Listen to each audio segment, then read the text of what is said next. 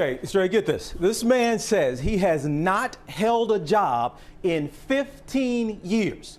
And he still doesn't have a job this morning. But after you win $273 million, you go from being unemployed to now being retired. But he left his retirement fund on the store counter. Lucky in more ways than one. I still don't think it hit me totally, but it feels good. 54-year-old Mike Worski is the latest man to join the multimillionaire club. Overnight, cashing in his winning $273 million Mega Millions lottery ticket. Okay, one fascinating part of this he did address, and this is a moral question for you all. He got divorced in October. Okay? His wife supported him for 15 years while he did not work. What is the right thing to do? I've had the whole studio upset about this. Huh?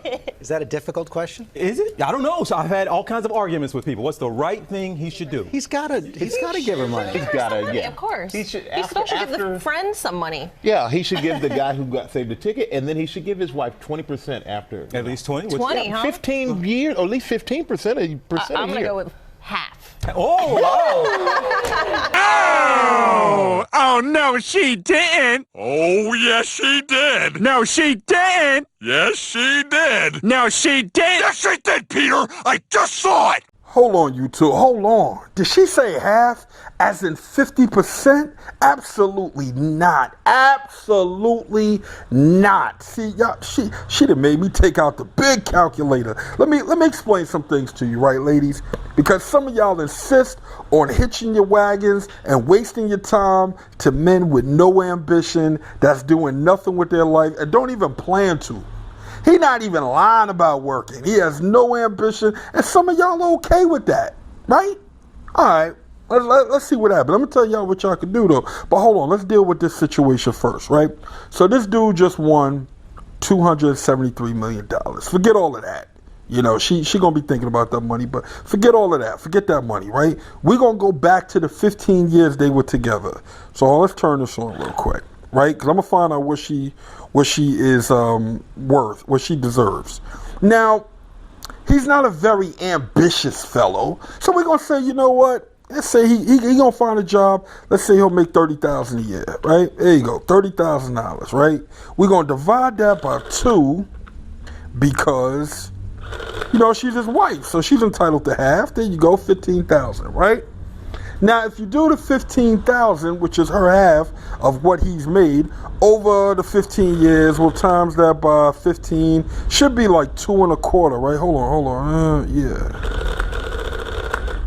$225,000. That is what he should give her. Now, he's not legally obligated to give her anything, but morally obligated. He should give her $225,000. I think that's the right thing to do. You say, babe, I appreciate you holding me down all these years while I chose to do nothing with my life. So I want to make sure that, you know, your life is a little bit easier. You got to use the word a little bit easier.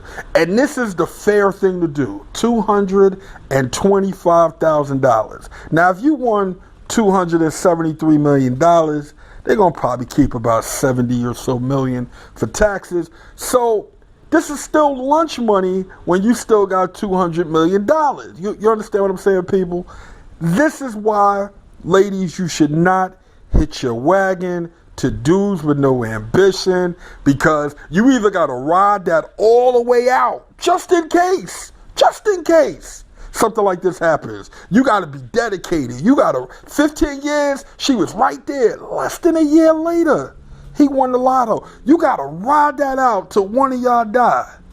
Or, second option, get a life insurance policy. Now listen to what I'm saying. I'm not telling you to kill the man. This is what I'm saying. A life insurance policy will protect your investment against a deadbeat. Life insurance policy. Because if you're going to stick with a guy for that many years and he does absolutely nothing, then, you know, at least this way, when he dies, once again, do not kill him. But when he dies, you at least will be able to get some sort of return on your investment in that deadbeat. Makes sense, doesn't it? Now, this is what you do, because if he's smart, he's going to say, all right, we both got to get a policy on each other. Fine. Just say fine. Don't argue with him. Just say fine. You get a policy for both of you. Now, since you pay the bills, you let your policy lapse. Don't let that man have no policy on you because he going to kill you. But you let that policy lapse, and then you show him the letter where it says that the policy lapsed, so that way he not still thinking that, you know, you worth $1 million. But you keep paying for his policy. You know, he gonna ask you, how come the policy? They say, we can't afford it. I'm taking care of both of us. I can't afford to keep up the policy. Either he got to get a job to maintain it, which he probably ain't gonna do, or he gonna say, okay, I got you. All right, ladies, that's once again, do not kill him. Just maintain the policy, and then at some point in time, when the life of doing nothing catches up with him, he's gonna die. And you can get a policy for less than the beers that you're supplying for him. Pay attention to what I'm saying, people. Pay attention. Ladies, or you could avoid all of this by hitching your wagon to somebody who is ambitious. Listen, summertime is coming. You know, that's mating season. That's when everybody gonna be out here hollering at everybody and looking at everybody.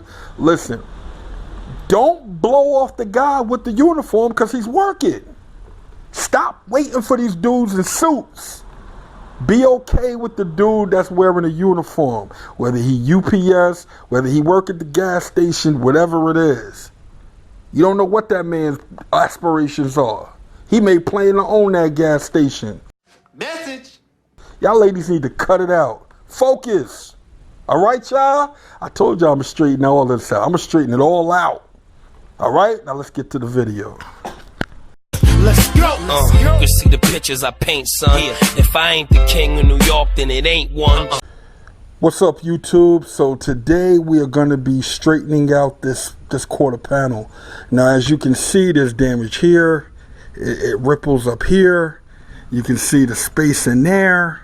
It overlaps here, tucks in up there, and bent in over here. So I got a little work to do, YouTube, but you know, we're going to take care of it. So anyway, what I'm also going to do when I take the bumper off, I'm going to test fit the chrome panels that he has to replace it, so you guys can get a feel, and the owner can get a feel of what it's going to look like when all of this is chrome. All right, YouTube? So on that note, let's get to work.